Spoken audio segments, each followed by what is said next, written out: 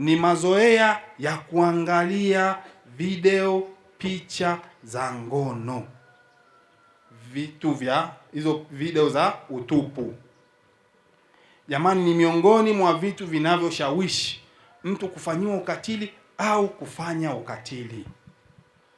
Unapoangalia zile video muda mrefu, unakuwa ni mraibu wa yale matendo.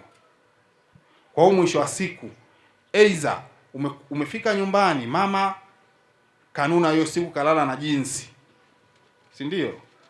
Au mama anakwambia Simba leo anacheza, utakwenda kutafuta sehemu nyingine, tena aidha kwa nguvu, au ndio hivyo, kama una nguvu ya kiuchumi ukanunue, lakini pia unakwenda kujihatarishia afya yako. Vitu vingine ambavyo vinapelekea matukio haya kiukatili, hasa ukatili wa kingono na kadhalika, ni maelekezo ya wataalamu au watiba asili, waganga matapeli.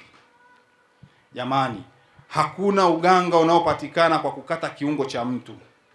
Hakuna utajiri unaopatikana kwa kubaka. Haupo.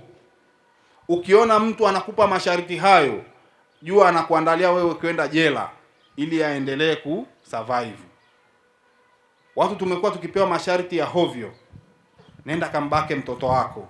Tena unapewa mtoto yule yuko hivi. Nenda kalale sijui na nani makaburini, wakina mama.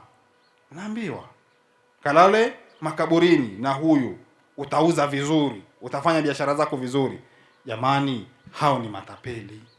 Lakini kitu cha mwisho kinachopelekea haya ni matendo ya wazazi. Yaani asilimia kubwa ya watu wanaofanya ukatili ni kwa sababu na aidha walipitia ukatili wao wenyewe au waliona mtu akiwa anatenda matendo ya kiukatili. Kwa mfano, wazazi mnapigana mbele za watoto kila siku ngumi. Watoto wanapokuwa wanaamini hayo ndio maisha ya ndoa, na yeye atakuwa anampiga mke wake kila siku. Watoto wengi wa kike wanafanyiwa ukatili au wananyimwa haki yao. Kwanza, haki ya kwanza ya kupata elimu, maana wanaozeshwa wakiwa na umri mdogo. Hii imekuwa ni changamoto kwenye jamii nyingi sana. Mtoto wa kike anaozeshwa chini ya miaka 18 wakati muda huo anatakiwa awe shuleni. Hii imekuwa ni changamoto, lakini sheria ya ndoa inasema anatakiwa aolewe akiwa na umri wa kuanzia miaka mingapi? 18 na kuendelea. Ila kama mahakama au wazazi wataridhia aolewe chini ya miaka 18 inawezekana, ila kwa kuridhia kwa wazazi. Mtoto wa kiume yeye kuanzia miaka 18 na kuendelea anaruhusiwa kuoa. Sasa ni namna gani tunakwenda kupata hii mikopo ya 10%, mikopo ya wafanyabiashara wadogo wadogo, lakini mikopo ya taasisi za mabenki zipo. Ukienda CRDB kuna mkopo wa Imbeju hauna masharti kabisa. Kitu cha kwanza lazima tuwe kwenye vikundi. Kwa mkopo wa kina mama, vijana na watu wenye ulemavu wa aina yoyote ile, lazima tuwe kwenye vikundi. Na umri hapa ni kuanzia miaka 18 mpaka 45. Tukisha kuwa kwenye vikundi, tutakwenda kufanyaje? Kusajili. Taarifa zote mtazipata kwa mtaalamu wetu. Lakini kwa wakina baba, hapa tutaona tumesema miaka 18 mpaka 45. Haya, huyu 45 mpaka 60 mpaka 70, yeye fursa vipi? Tunao huo mkopo wa wafanyabiashara wadogo wadogo ambao anasajiliwa yeye kama yeye, ni mkopo wa mtu mmoja. Huo mkopo wa mtu mmoja akishasajiliwa, akipata kitambulisho chake atakwenda benki. Kitu cha msingi ni lazima uwe na shughuli za kufanya, uwe na biashara, uwe na mtaji, uwe na mradi. Sawa? Huku hatuangalii kwamba ndio unataka kuanza. Huku tunaangalia una shughuli gani unaoifanya. Mfano kama baba yangu pale. Baba yangu anauza vitunguu. Baba, simama wakuone. Tunamuona huyu tunaweza tukasema hana fursa. Lakini kupitia serikali ya awamu ya 6 imeleta miongozo. Baba kama huyu ananufaika na mkopo wa mfanyabiashara mdogo mdogo, yeye peke yake.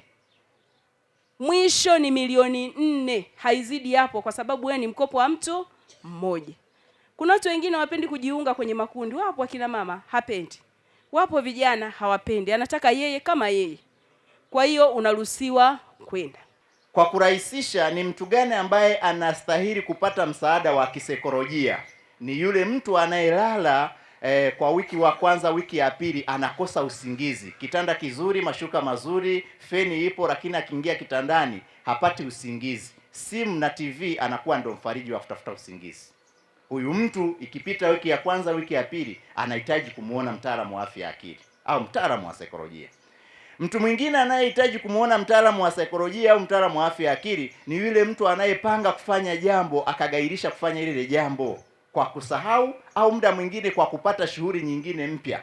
Nimepanga usiku, nikiamka asubuhi nitaenda kufanya kazi fulani, nitafanya hii. Nimeamka asubuhi, nafutana na rafiki yangu ananiambia nisindikize, naenda sokoni.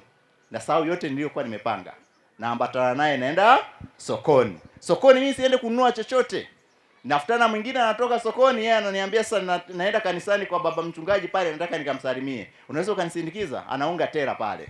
Haendi kumsindikiza, kumsalimia yule mchungaji, wala hakuwa na hiyo na ratiba. Na mambo mengine kama hayo.